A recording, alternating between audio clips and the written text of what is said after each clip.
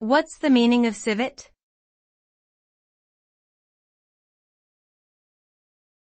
Civet.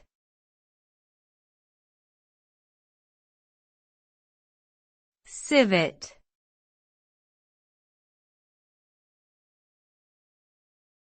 Civet.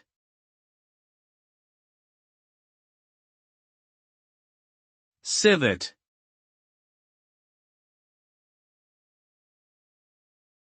Civet refers to both a small, carnivorous mammal and a substance called civet that is derived from the animal's glands.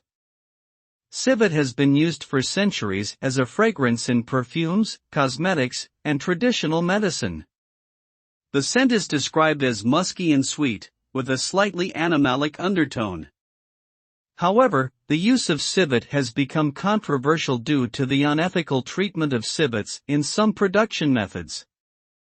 Many companies now use synthetic civet in their products instead.